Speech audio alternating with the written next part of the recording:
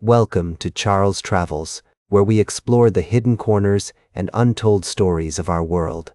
I'm your host, Charles, and I'm delighted to share with you a tale from Japan, a country known for its vibrant culture, rich traditions, and breathtaking landscapes. As we journey through the northern regions of Japan, we find ourselves in a land of rugged beauty, where mountains meet the sky and forests stretch as far as the eye can see. It's here that we encounter a story of both wonder and concern, as bears have been making headlines with a record number of deadly attacks on humans.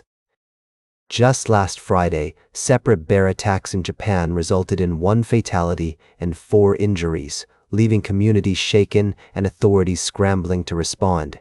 The victims, including 2 farmers working in the fields, were unsuspecting targets of these powerful creatures. As we delve deeper into this story, we find that climate change, a declining human population, and the resulting expansion of bear habitats have all contributed to this alarming trend. Imagine walking through the picturesque villages of Akita or Toyama, where traditional farms and homes dot the landscape, only to be confronted by the unexpected presence of bears. These magnificent creatures, once revered for their strength and beauty, now pose a significant threat to human life. The Japanese government has vowed to take action, strengthening measures to manage the bear population and protect its citizens. As we reflect on this story, we're reminded of the delicate balance between humans and nature. In Japan, where respect for tradition and the environment is deeply ingrained, the increasing presence of bears in rural areas serves as a poignant reminder of the interconnectedness of our world. The changing face of rural America, or in this case, rural Japan, holds many lessons for us, from the importance of preserving traditional ways of life to the need for innovative solutions to mitigate the impact of climate change.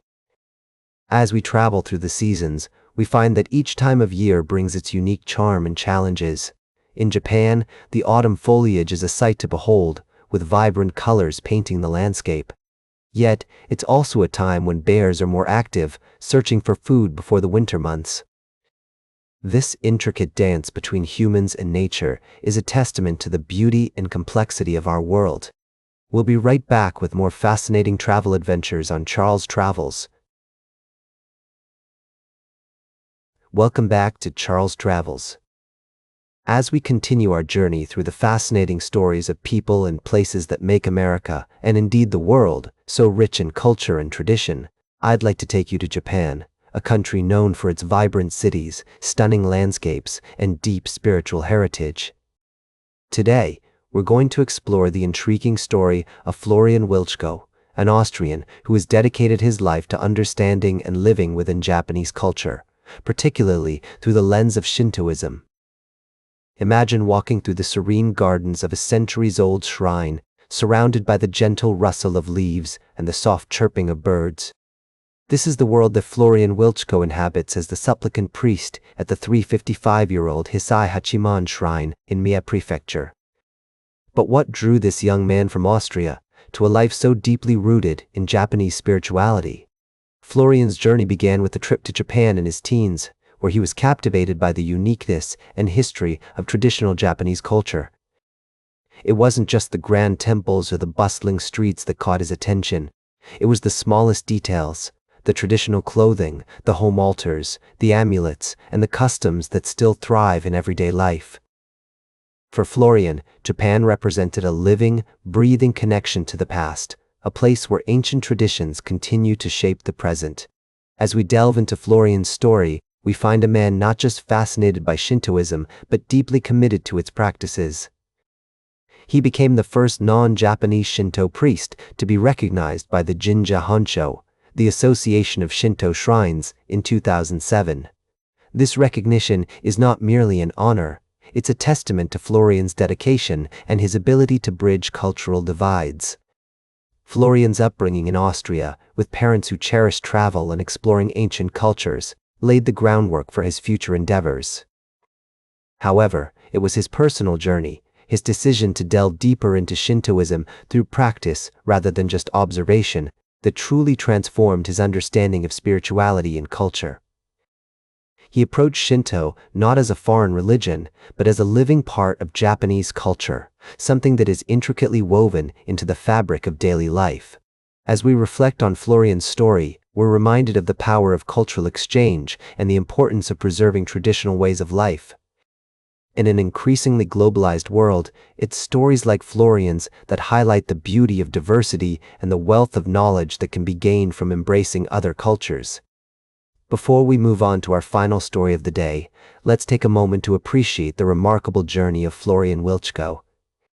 His tale is one of passion, dedication, and the pursuit of understanding, a true embodiment of the spirit of exploration and cultural exchange that defines us as travelers, both physically and metaphorically. Stay tuned for our final story of the day, right here on Charles Travels. Welcome back to Charles Travels. I'm your host, Charles. As we conclude our journey today, I want to take a moment to reflect on the complexities of human nature and the intricate web of justice that binds us together. In a somber tone, I'd like to share with you a story from Alabama, where a man named Anthony Boyd was executed by nitrogen gas for his role in a 1993 murder.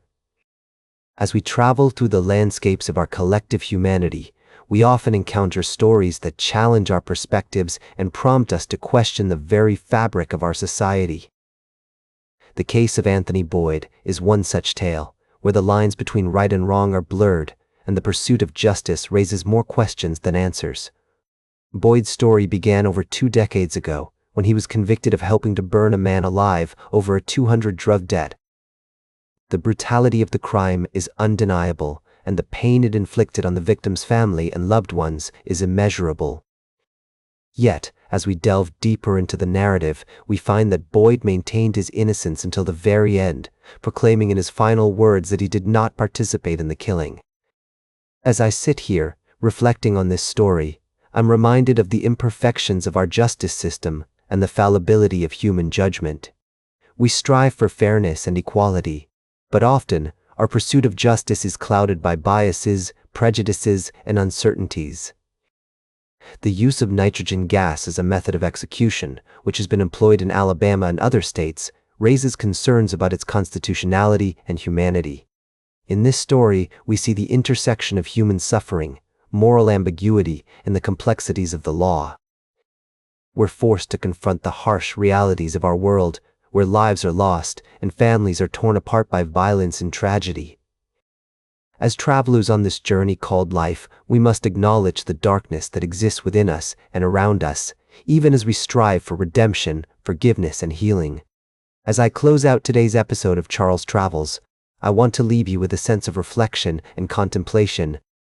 Let us remember that justice is not always black and white, but often a nuanced tapestry of grays. May we approach these complex issues with empathy, compassion, and an open heart, recognizing that every life has value and every story deserves to be told. That's all for today's Charles Travels. Remember to like, share, and subscribe, and until next time, keep on traveling.